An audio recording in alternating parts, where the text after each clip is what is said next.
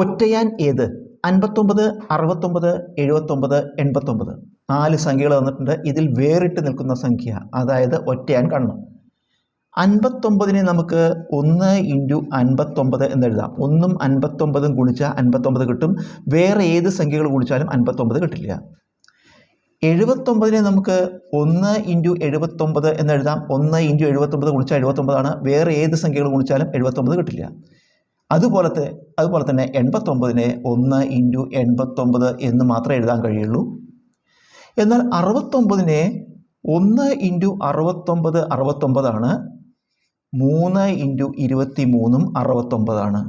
അപ്പോൾ 69 1 × 69 എന്നതിന് പുറമെ 3 × 23 എന്നും എഴുതാം. അപ്പോൾ ഇതിൽ 59 1ഉം 59ഉം 2 ഘടകങ്ങളേ ഉള്ളൂ. 79 1ഉം 79ഉം 2 ഘടകങ്ങളേ ഉള്ളൂ. 89 1ഉം 89ഉം 2 ഘടകങ്ങൾ. അതായത് ഈ സംഖ്യകൾക്കെല്ലാം 1ഉം ആ സംഖ്യയും മാത്രം ഘടകങ്ങൾ. ഈ 3 സംഖ്യകൾക്ക് 1ഉം അതേ സംഖ്യയും മാത്രം ഘടകങ്ങൾ.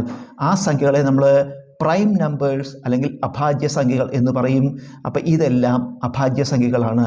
എന്നാൽ ഇത് 2 ഘടകങ്ങൾ മാത്രമല്ല, 1ഉം അതേ സംഖ്യയും മാത്രമല്ല, മറ്റ് അതിൽ കൂടുതൽ ഘടകങ്ങളുണ്ട്.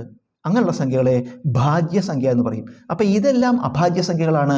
ഇതിൽ വേറിട്ട് നിൽക്കുന്ന 69 ആണ്. കാരണം ഇത് മാത്രം ഭാജ്യസംഖ്യയാണ്. ഉത്തരം 69.